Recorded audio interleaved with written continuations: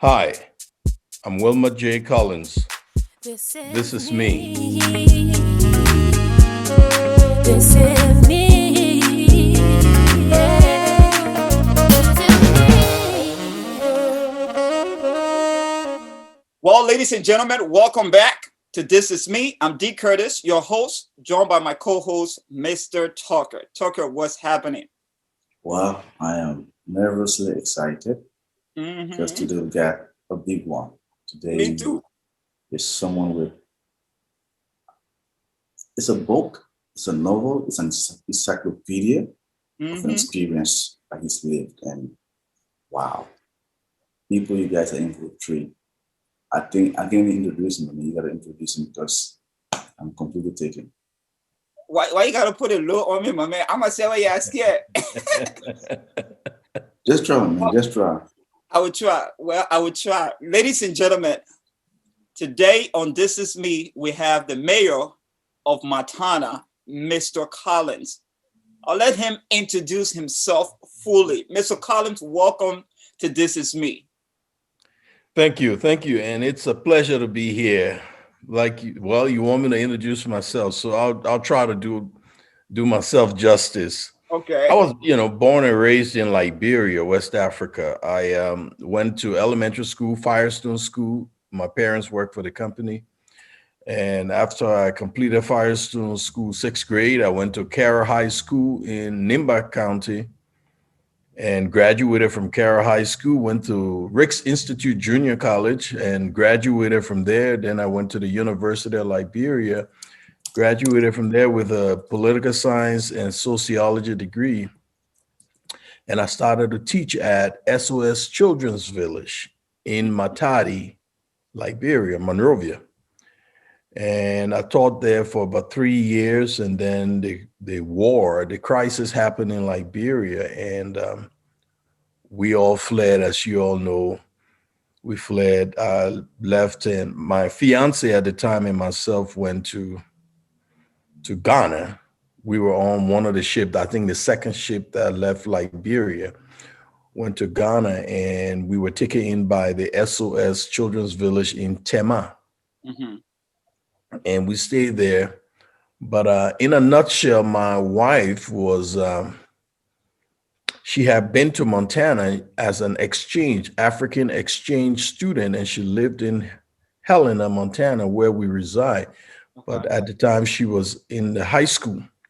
And Okay. so when we went to Ghana, she always talked about if she were to come back to America, she wanted to be in Montana. Okay. Yeah. And so that's how the process started. And the family she lived with when she was here in high school were very instrumental in assisting us to come back to Montana. Okay. And So, then I joined the military. In fact, I'm retired 22 years. Oh, wow. I got my master's in human resources management. I have completed the coursework for my PhD in forensic psychology. I'm right now writing my dissertation. Oh, wow. big I've things. done it all, and like you say, eventually I became the mayor of the city. So we're gonna take you back a little bit. Let's go back to Africa. You bet. Walk us through the journey, your journey through Africa, childhood. What is it? What was it like? Growing up in Africa. I'll be honest with you. My mom was superintendent of schools in Firestone. Mhm. My dad was a civil engineer. So life in Liberia for us was all right. We lived well. I'm not going to Okay. complain. I'm not going to, we lived well. We played baseball. In fact, when I went to the University of Liberia, eventually I was awarded a tennis scholarship. I also played tennis. Okay. I said, man, a Yeah. scholar, man. A scholar and athlete. Yeah. But growing up in Firestone, because basically that's what we did. We grew up in Firestone. When my parents got employed with the company, I was in the second grade. Hmm. Okay. So I lived in Firestone from the second grade up to the time I graduated from the University of Liberia because my parents were still at the Firestone company. Uh-huh. So we lived well, and I went to Cara High School after I graduated from Firestone School, I went to Carroll High School up in Grassfield, Nimba County. I stayed there 6 years. Okay, so you left Habel and went to Nimba. Yeah, from 7th grade to 12th grade. I stayed at Carroll High School, and I graduated, and then I went to Rick's Institute Junior College. I got an Associate of Arts there. And after graduating, then I went to the University of Liberia. And I enrolled in a political science and sociology college, and I graduated and started teaching at SOS Children's Village. Wow. So, yeah. So quick question before you go further, the risk you're talking about, was it a risk in Broadville? What's that? The Risk Institute you talked about, was it a risk? Yes. It was in Virginia, Burrillville area there. Yes, correct. So, Mr. Collins, walk us through your memory of the civil unrest. When all of that happened, where were you and what transpired? Yeah, when the war started, I still remember I was in Monrovia. Mm-hmm. We were in Monrovia. My fiance and myself were in Monrovia. At the time, my fiance was a medical student. Mm-hmm. And so she was at the A.M. Dogliati School of Medicine Yeah. in Monrovia there. And the war was so far, some of us, we didn't even think it was going to reach Monrovia, quite frankly. Yeah. And so we were just doing things in Monrovia. But as the war started coming closer and closer, I still remember when it got serious was when my mom and my sister fled the Firestone area and came to Monrovia. Yeah. Then I started thinking, oh my God, this thing is serious. Yeah. Right. But we were still, at that time, I was living on the medical dormitory with my fiance. Okay. So in the evening, they would go to the Catholic hospital, dressed up in medical gown, and the doctors would allow us inside. We all dressed up in medical gown. The doctors would allow us inside. But this day, the doctors didn't allow a friend of mine, Festus Thomas, and myself in. Mm-hmm. So we had a Peugeot 606 or something like that, Peugeot. We went into the Peugeot to just lay down and relax. Yeah. Both of us fell asleep. And the soldiers raided the hospital. Look, the way they got into the hospital, they had to pass right by us in that Peugeot. And the window was not tinted. It was clear as day. Did you guys lay the seat down while you were sleeping? Yeah, we were just laying and sleeping, man. Didn't know anything. So those guys passed. But look, my man, God is great. I'm not kidding you. Because the window was steamed up. So that means someone was there steaming it up. You know what? When the window is steamed? Yeah. So those guys just passed by that window. Pass. They went in there, they raided the hospital looking for rebels. Wow. So all my fiance and my brother-in-law knew we were dead because they had found us outside because we were right next to the door. We were parked next to the entrance. So when the soldiers left, my fiance came running outside, banging on the window. Then we woke up. So what happened? She said, the soldier just gave me a pass right by you and raided the place. The doctor said, we have to leave. Wow. Yeah. So we left. That's scary. Very. I mean, we were shaking when they were explaining what had happened. And I mean, it was not our doing that the guy was able, the guy just passed by us and didn't see us. I think it was the work of God too, because they first, all the time they allow you guys to enter. This one day they stop your friend from entering, and then you guys slip in the car and all that thing happened. It's the work of God. So after that incident, the whole war thing, did you move to another African country? When we got on board the ship and we finally landed in Ghana. Was it the famous Bob Challenge that got stuck on sea? No. I think it was River Oli or something like that. It was a Nigerian vessel. Okay. No, we got on board the ship. It stayed on the sea for 3 days and 3 nights. We landed in Ghana, And when we were leaving Liberia, my mom had $5. Hmm. And she handed the $5 to my wife and said, "Go in peace, God be with you." So we took that $5, we went to the port. Wow. It took us 3 days standing on line. 3 days. Because Friday, Saturday, Sunday. Sunday, 9:47 p.m. We finally got on board the ship. 10 Wow. o'clock, they closed the gate. Whoa. Yeah. We got on board that ship. We didn't even know where the ship was going. Just had to be safe. No, all we know, we were getting out of Liberia. So the second day on the ship, we found out it was going to dock in Ghana. So we got into Ghana.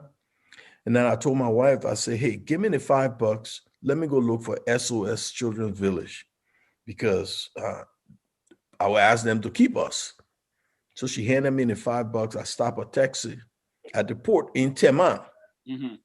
I stopped the taxi. I said, "Hey, do you know this address?" I show him the SOS Children address. Yeah, man, that's our picture there. That picture. Long story, huh? Yeah, I still remember. Man, you bringing back some memories, my man. I popped that thing up a little too early. It But shouldn't have been at that point. yeah, you speaking of your fiance, your wife. Tell us Yeah. about how you met this beautiful lady. You will not believe it. We were at the University of Liberia. You know, in Science College, they used to go on the main campus to get the bus and then go to Fender to go to their Science College. Yeah. And my sister was in Science College, so I knew she was there. So I would always go to the bus stop just for us to chit chat before she went to school. So this day, she was there at the bus stop, and I saw her talking to my wife. And I told her, I said, "Hey, introduce me to your friend."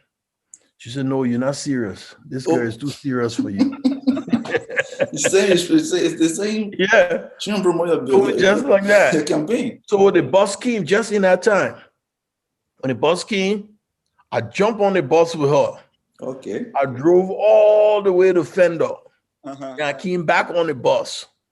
The only thing I got from her was her name. Wow. Yeah, that's So a start. every day I would go to the bus stop. God knew she was going to be there at that time. We'd talk small. I mean, it took me 2 years. That there was not a short-term process. Wow. It 2 took years. me 2 years before she Determination. finally decided to date me. And That's on her graduation day. This picture on her graduation day, that's when we decided to get engaged. Wow. So I was engaging her there. wow. Yeah. That's in Ghana. That's in Tema. We got married in Tema. Oh. That's the pastor for the First Baptist Church in Tema, First Baptist Church. Okay, They so hosted a wedding for us. let me get this straight. You and this young woman left Liberia engaged. Mhm. Not know where you're going. No. You get to Ghana, Mhm. and then you finally find some kind of stability in Ghana Yeah. and choose to get married, even though you don't know where you're going to end up. No. We've been together since 1987, my brother, before you were born.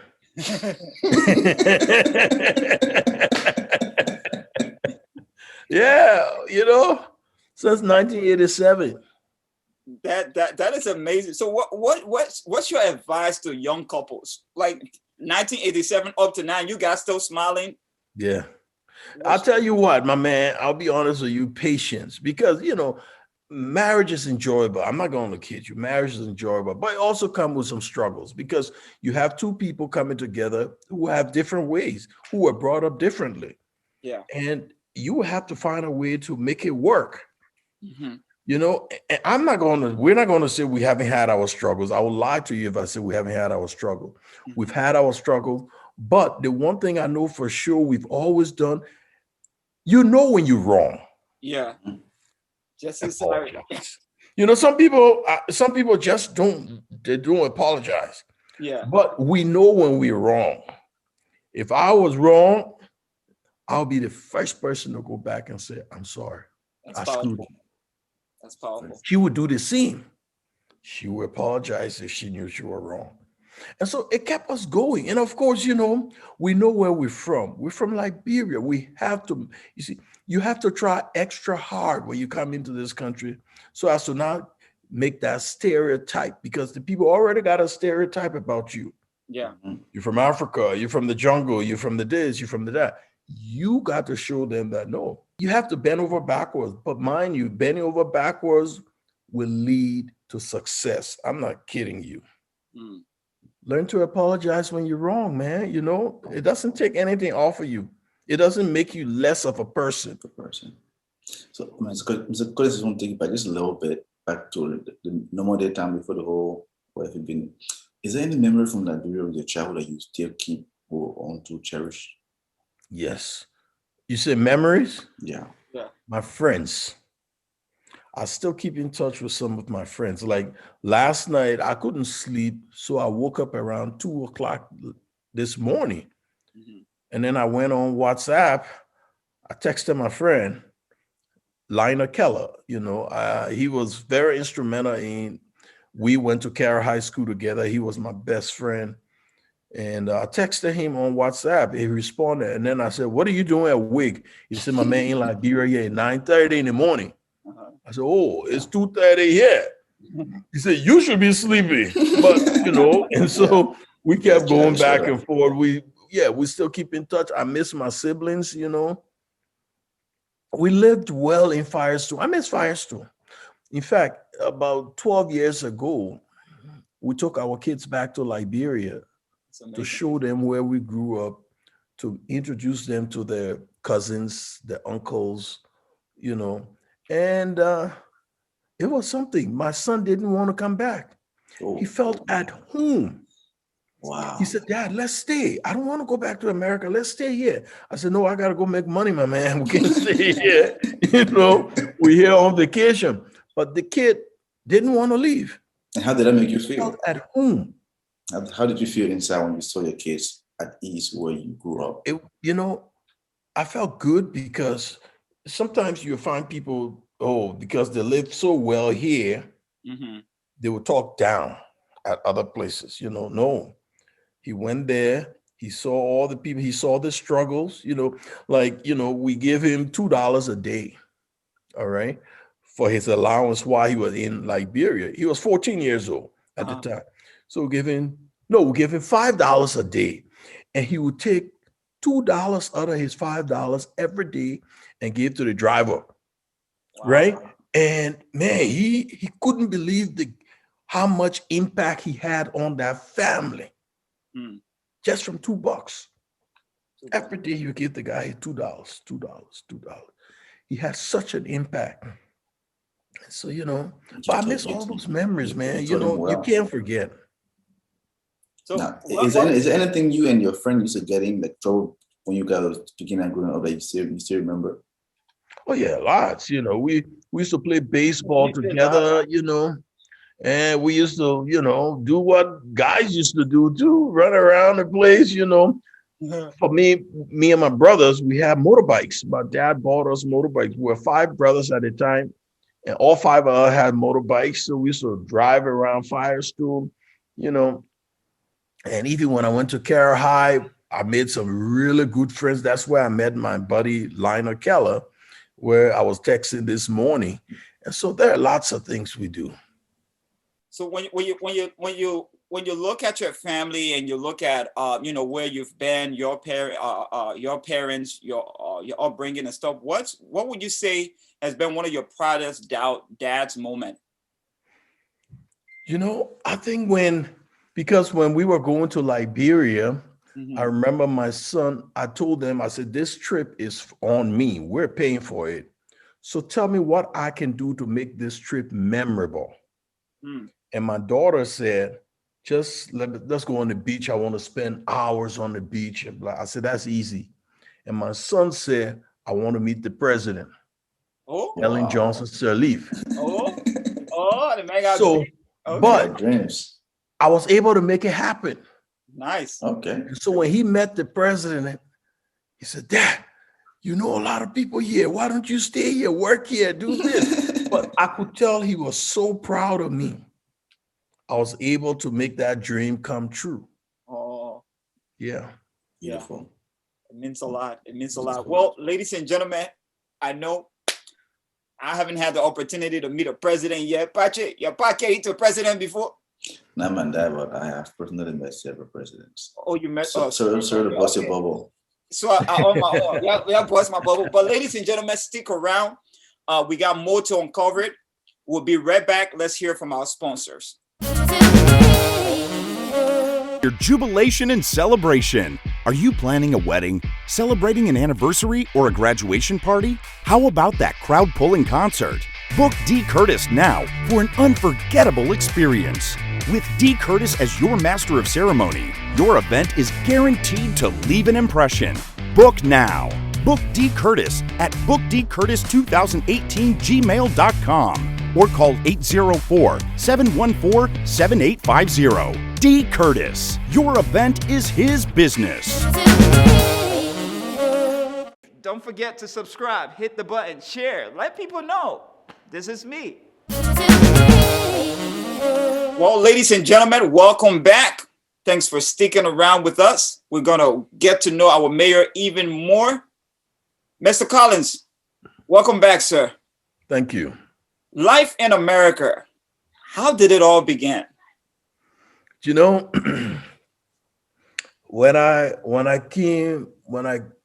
because my wife came ahead of me and she came pregnant and I couldn't come. And we were separated for 2 years and 7 months. Whoa, that's tough.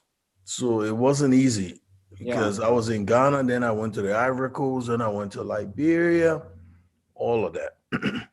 But I finally came after 2 years and 7 months. And when I came, she was still living with the host family that she lived with while she was in high school.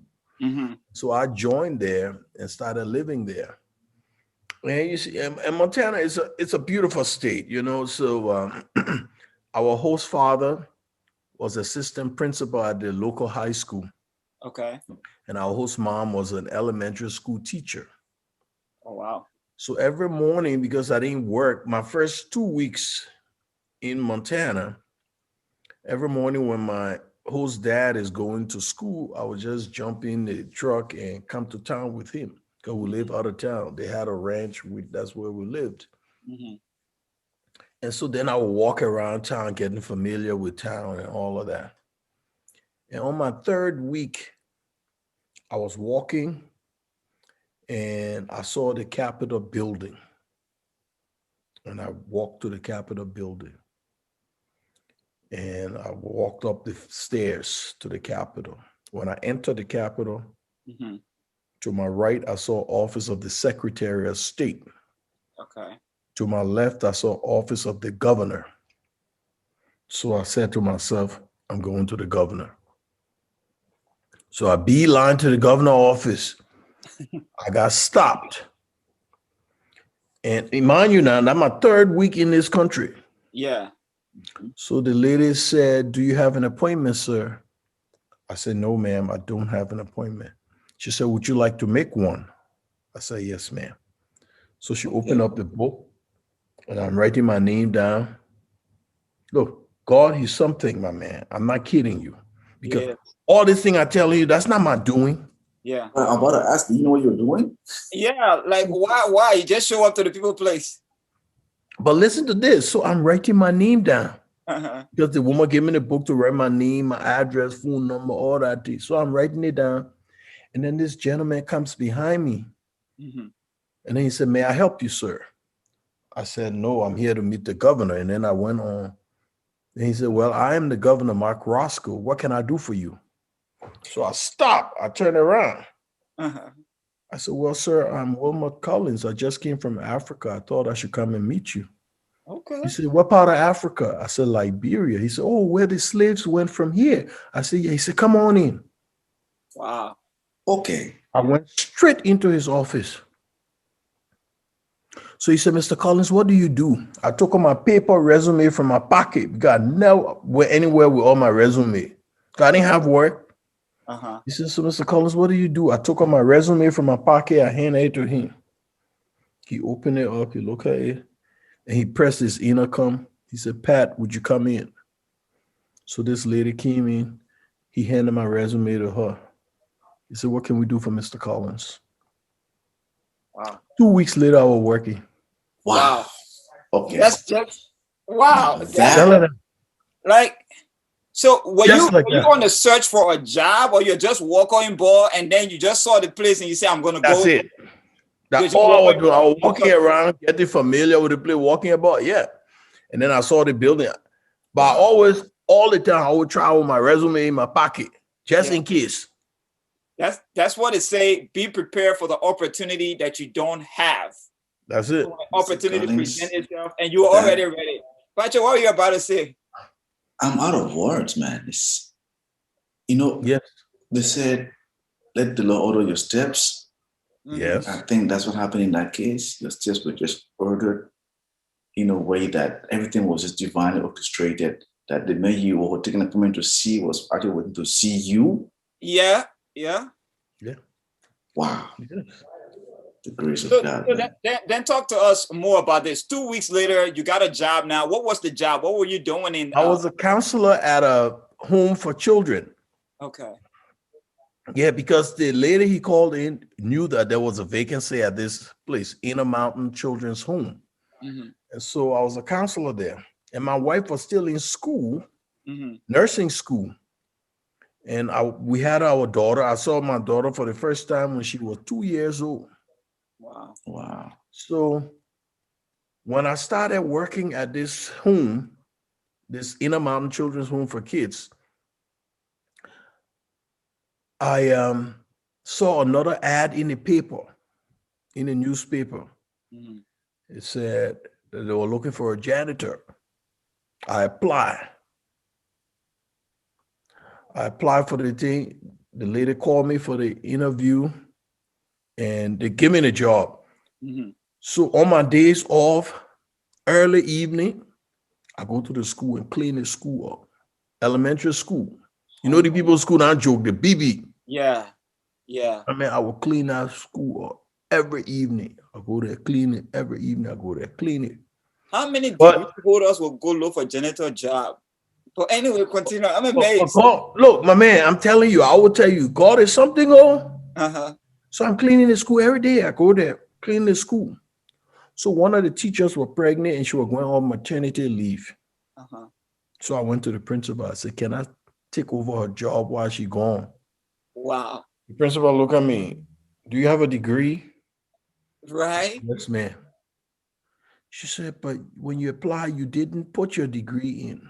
I said, I didn't want to appear overqualified for janitor. Smart. So when I told her my degree, I got an associate of arts, I got bachelor's. She said, just go and apply to be the substitute teacher. Then I will put you in the classroom. You can stay here. So right there from janitor, I started teaching. Wow. So while we're teaching, I got a call on the phone from the newspaper saying I should subscribe to the newspaper. So I told the lady, no, I read the paper for free at work. So why should I subscribe to the Give it paper that I away. read it for free? I know, right? So she said, what do you do? I said, I work at Intermountain Children's Home. She said, but you got your weekends to yourself. I said, yes. She said, why don't you join the National Guard? I said, whoa, I'm not an American. I'm a refugee here. Uh-huh. She said, you don't have to be American. You're here legally. So for me, this lady does not know what she's talking about. Mm. So she gave me the name of a recruiter and his number. I called the recruiter up. Before I knew it, my man, I had my hand up in the air, swearing in.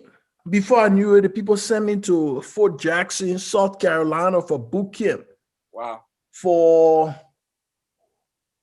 I think I stayed boot camp, then I stayed for advanced training. I was gone for about 6 months. My wife was pregnant. She was in school and with the baby. Wow. I left, I went there. But we knew what we wanted. You wanted So we had to make the initial sacrifices. sacrifice necessary. Exactly. So when I went there, my wife could not drive. We had gotten a car. When I came back, she was driving. Wow. So, but I went to boot camp, my man. I went there. I graduated with high honors. Amazing. I came back. I started working. I started going to my weekend drills, because I was in the guard. Mm-hmm. I completed my term with the guard. I got out. Then the Army Reserve called me. They said, hey, you want to join us? We're federal. The guard is state. State. When you're in the guard, that's a state thing. So we're federal. I said, yeah, I'll join you. I got back in. I mean, I just retired now after 22 years. That's Wow. amazing. So, Thanks for the service, man. Thanks for the service. Mr. Collins, your story. and my is- wife always wanted to get in. So as soon as I got her, she got in. Oh. Yeah, my wife she's a captain in the Army Reserve right now. Oh. My daughter is in the Navy in England. So, Oh. So See. pretty much everybody now hit the Army. Is your son contemplating? my son, no, Okay. but he got a good job in Seattle, Washington. Mhm. Okay. He's working with a good nonprofit there, Mhm. Northwest Harvest. They take care of funding for the poor, for the homeless, for the hungry, that kind of thing. Yeah. Okay. So, Mr. Collins, then tell us when or what sparked the interest to become, or to get into politics? I told you I got a bachelor's degree in political science, but that thing that didn't matter. It didn't matter. I was sitting at home because I had just retired from the military. Mm-hmm. And so my son came from the University of Montana and he said, Dad, I think this is your year. I said, year for what?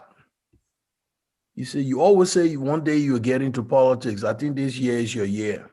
I said, for what? He said, why you don't run for mayor? I said, whoa, stop it. What made you think I qualify to run for mayor? Mm-hmm. He said, Dad, you qualify. I said, okay, give me 3 reasons why you think I'm qualified. He said, Dad, you educated. Mm-hmm. You know people know you. That's all you need. Yeah. I said, but what do? I don't even know how to go about this thing in these people country. I'm American, but I still call it these people country. Exactly. Yeah.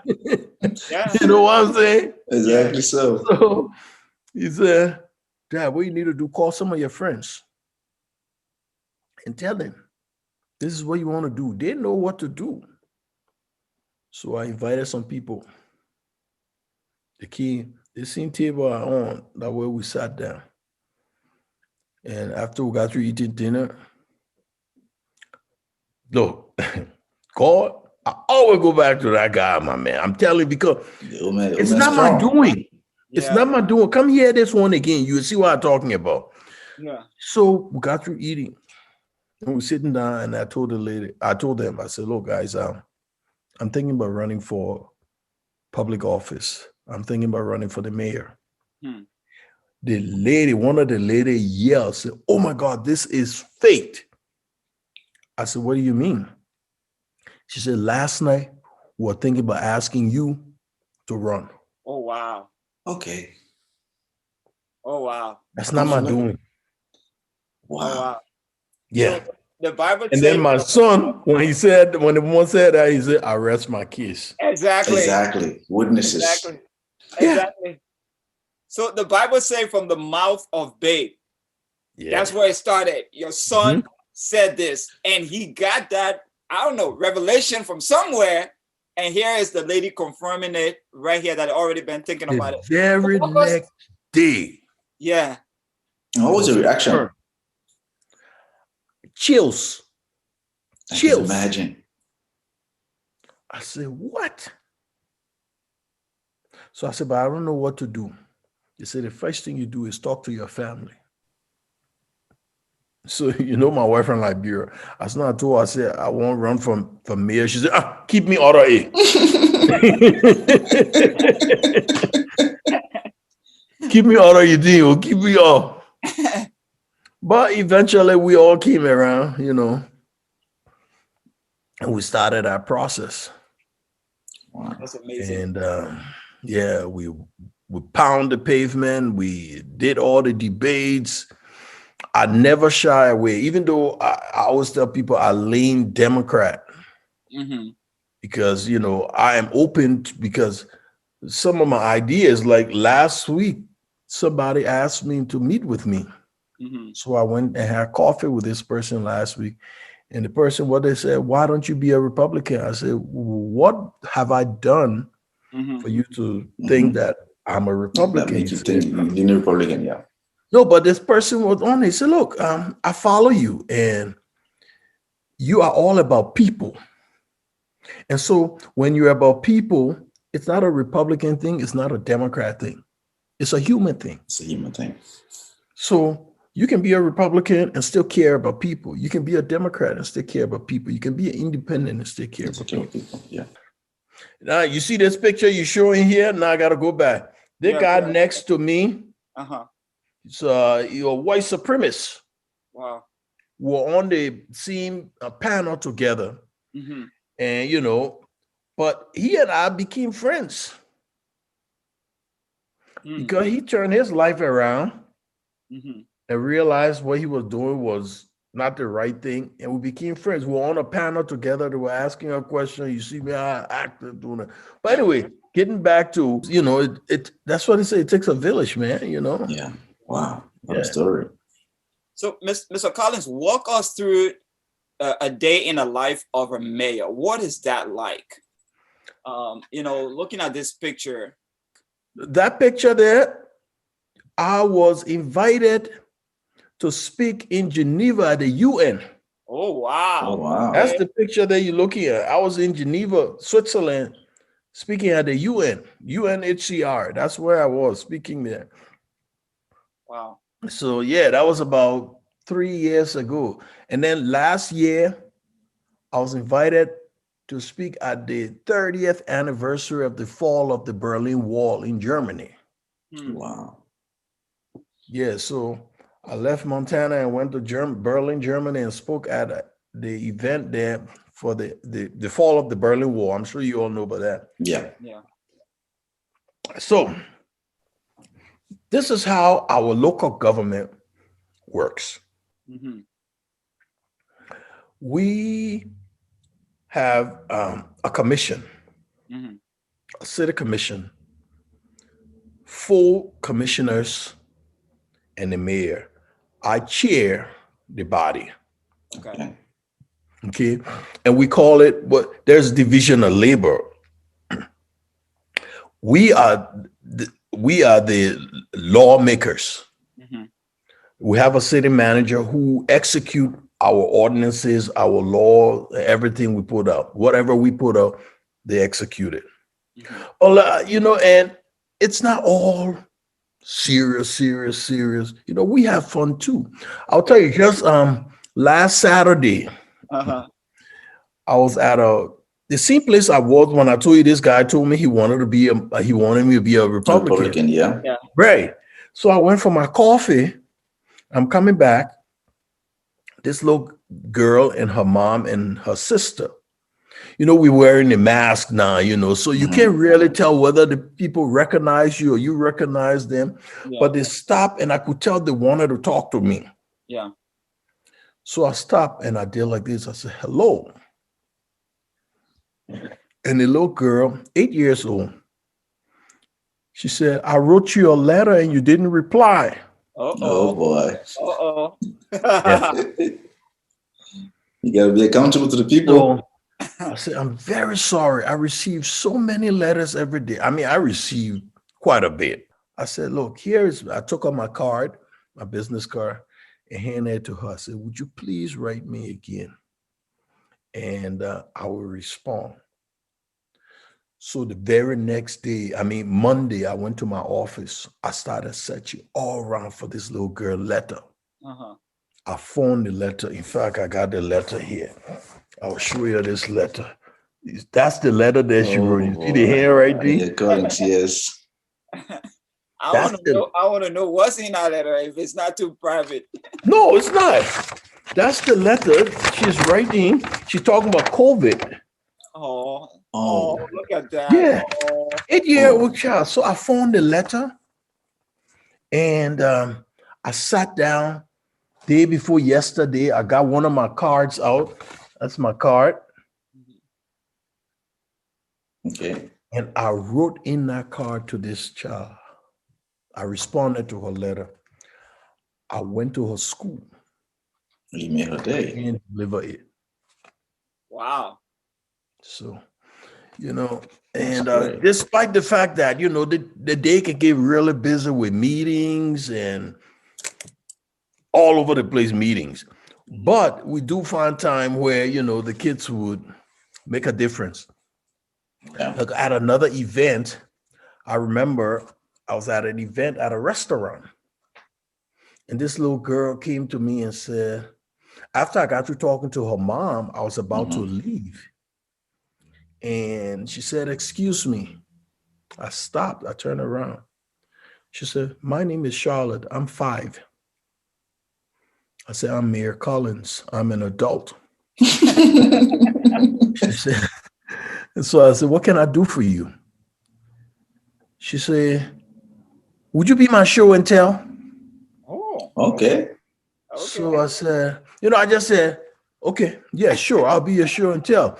And then I turned to walk away. And the little girl said, "You don't know my school." Mm-hmm. She How got would you you. be my show and tell She if got you, me. you know what to if you show up? So thank you. So she called my bluff. So I turned around. I said, "I'm sorry. What's your school?" She said, "You have to be at my school, Bloom Montessori, Monday at 10 o'clock. Oh wow. She gave you an appointment. Yeah. Yeah, tell her that. Can you get it the mayor appointment in the beginning? Monday at 10 o'clock, I was there. With all the 5-year-old children sitting down on the floor. I sat down on the floor and we talked. That's amazing. So you see, people's mayor. I enjoy all of that. That's why I say, look, for me, I can talk to the people up here and I can still go down there and talk. I still remember during my inauguration, Mm-hmm. my mom, I gave her the mic to speak. The first thing she started talking about, she said, "You don't think that you're raised the man, yeah, they man learn all the things in Liberia. Everything doing here, he learned it there." Ela viu, Oh, mano. she played with the people. I said, "Hey, hello, leave it alone. Leave it alone." Ela viu, mano. They can't leave it alone. My brother, ill. Now, what does the mayor do to relax? Oh, geez. Because you know, I have friends come over. Like a friend is supposed to be coming over, and I told him, "Hey, man, let's grill." You know, so I got some steak. I already, you know, seasoned it I up with wish I some could pepper take a plane sauce, to come out tonight. with some pepper sauce and all of that. But you know, my wife and I, when she was here, we did a lot of hiking. We have a lot of beautiful hiking trails, and I have buddies. We go fishing, you know. Okay. And believe it or that the one thing my wife will tell you: when I go fishing, I bring the fish. I will clean it. I will smoke it, cook it, everything. So the mayor got space in the kitchen. They're making steam. Oh, man, I try. I try. But yeah, so you know, I like fishing and I love to go hiking. Nice. Good to know. So, Mr. Collins, one more thing on the politics. Maybe I should say two more things, and then you know, we'll get to a different segment here. Talk to us about this. This is why today I'm extremely proud and humble to announce my candidacy to serve as Montana's next United States Senator. Talk to us about this. Where are you in this stage? I did announce to run for the United States Senate. Yeah. But I learned a lot during that process. Mm-hmm. I learned a lot. Mm-hmm. And it's sad to say that, you know, I am, you cannot get into a race of that magnitude without money. See. It is very expensive because you have to hire. You have to hire. You can't go around begging the people to work for you. There's no begging there. You hire them, you pay them. Yeah. And so before I got in the race, I called the governor up and spoke with the governor because he was the front candidate. Yeah. Okay. But he's always maintained that he was not going to be running. So I remember I called him up. He invited me to his place. We had lunch and we talked about it. And I told him, this is what I plan to do. And he said, go ahead. I'm not doing it. So I went ahead. I got a team together and we started the process. And then, but the National Democratic team wanted him. Okay. And so they kept pushing him. They kept pushing him, kept pushing him. Finally, I was in Texas. I still remember that day. It was on a Saturday evening. I was going to a fundraiser when I got his call. He said, Mayor, can we meet? He said, no, Mayor, can we meet tonight? Wow. I said, Governor, unless you're in Texas, we can't meet tonight. So I told him I'll be back in Montana the next day and then we can talk about it. So Monday we met and he told me, he said, hey, things have changed. And, and I know I told you I wasn't running, but I'm getting in the race. I just wanted you to hear from me. I said, I'm not going to run against you. Okay. But if I'm to get out, I sign contract with my employees. I will ask that you hire them at the same rate of pay and all that kind of stuff. He agreed.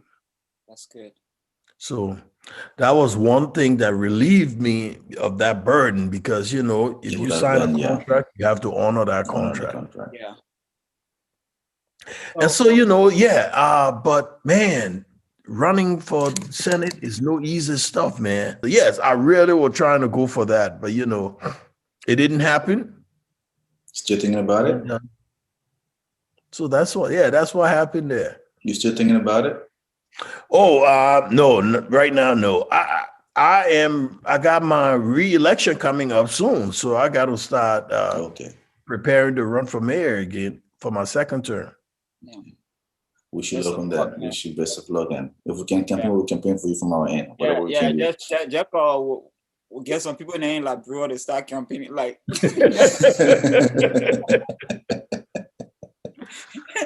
One time to come in. Speaking of Liberia, do you follow Liberian politics? I do. As a matter of fact, I have a project going. A lot, in Liberia, man. Liberians. In America, they got Liberian organization all over the place. But man, I belong to so many now. They're making me poor. I'm not joking you. I belong to the Maryland Association, Magibi Association, Karoha Association, LU Association, Riggs Association. He need to join the This Is Me Association. There you go. So, but I got an email one day from a guy in Washington State, Spokane, Washington. He had lived in America. He had lived in Liberia. He worked in Liberia, white guy. So I told him, but I'm traveling to Seattle. I will stop there, and I gave him the hotel where we would be in. He stopped there that morning. He said, this is what we're working on. He said, look, Liberia has a close history with America. But right now, these leaders that are in power now, they don't have that connection. We need to bring that connection back. And the plan here is, I bet you have not even seen a copy of the Liberian Declaration of Independence? No. No. I got one. So the plan here is for us to hand carry copies of our Declaration of Independence to every member of Congress, every member of the Senate. Let them see that this is an opportunity to take development back to Liberia, because, you know, right now, nobody even thinking on Liberia. So that's the project I'm working on with these guys. So, Mr. Collins, we got 6 minutes left, and we have Yeah. a series of rapid fire questions that we want to just rush through. So Curtis, You you bet. have to be snappy with it. So let's see if Mayor can let's do it. flow. All right. Let's see here. Which one of your parents were you more afraid of? Damn, my mom, that one used to beat people. Like my mom. Something you really believed as a kid, but realized it was fake. Damn. I realized even Christmas, Santa Claus, Old Man Baker, all the things I knew it was fake, my man. Okay. So you were smart from the onset. Okay. My man, we knew those things. Okay. But the only thing I couldn't catch my mom when she would wake up in the middle of the night to put our present under the tree. We could never catch her. Someone would stay awake long trying to catch her. You're more Never smart. did we catch her. Never You're did. more smart. What's your top 3 favorite game as a child? I love baseball, I love tennis, and we play basketball. One thing that makes your wife smile. I love you, honey. When you tell her that? Oh, awesome. What is your least favorite choice in a house? Damn. Right now, though. Right now, I'm doing everything. I alone, you know. But, you know, the one thing I have tried to cook African dishes, but African dishes just take forever to cook, my man. I'm telling you, the chicken is hard to do. My man, you got to boil the ingredient and the meat and everything. Then you got to strain it and put it. My man, just my man. I don't know, right? Speaking of it being hot, what's your favorite African dish? Green potato greens, my man. My big green. I'm with you on Potato that. green. I see. Even though I'm from Maryland, everybody think it will be palm butter. Potato greens, my brother. How much did you pay for your last kobo you ate in Liberia? What? I mean, a long time. Oh. Like 75 cents, something like that, my man. You try buying kobo for 75 cents and see what you will get. So going back to that, same 75 cent kobo, did you eat with your SPOON or the SPON? No, I use this. I only used to eat with my SPON when me and my brother they were eating in the bowl, my man. Oh, now you gotta make sure you. When we went to the restaurant, you boil your kobo and carry it home, my man. You know, you just use the spoon, yeah. I see. I used to live right there on 24th Street, my man. That whole street there used to have plenty of kobo on the road, my man. I see. What's your favorite or what's your go-to punishment for your kids? When the two of them making, you know, kids fight, they let them fight. Yeah. I would be watching TV. I hear them fighting. I would call my daughter and I call my son. I say, "Yo, hold hand, y'all watch TV with me." Oh my God, they be holding hand. And they be looking around to see if I'm not looking. Then they will leave hand. I say, "Hey, hold your hand." They holding hand and watching TV. They hated that punishment. That's different. That's amazing. That's I've learned. Yeah, I like learned. that. I like that. It brings the unity, and There then you it forces you to sit there and watch Yep. what dad is what. I love that. Mr. Collins, I got Yeah. twin boys, so I have learned. Yeah. Oh boy. Yeah, that's true, man. Twin boys. How old are they? They just turned 5 yesterday. Happy belated birthday to them. Thank you, sir. So I have learned. Now I know how to get. Yeah. I'll try it too with my own kids over here. Yeah, they do that a lot. And usually my middle child get mad, she just stormed downstairs. She walked downstairs. So that'll be a good exercise. Put her down the whole hand. Let's watch. Yeah, I'll try that. I watch Thanks for that TV. tip. Yes, sir. Any last word for our viewing audience? I just want him to say, through hard work, it will work. It will happen. You just got to be motivated and be serious. Things will happen. Right. Well, Thank ladies you and so gentlemen, much, sir. thank you. We'll see you guys next time on This Is Me. Thank you, Mr. Collins. It was a pleasure. You bet. This is me. Yeah. No one else can tell my story. No one else but me. Hey, wait, before you leave, wait a minute. Can you please subscribe? Hit the subscribe button and share it with somebody, please. Thank you. Yeah, thank you. I am from me, 'cause this is me. Do you wanna know? Who would you like to see on This Is Me? Do you know Winfred Russell? Winfred Ross. Okay. No, He I is. don't. He's running for mayor right now at Brooklyn Park. Oh, yeah, I know him. Yeah. Yeah, he's a friend of mine, and he would be he's an interesting guy also. Okay. I am wonderful.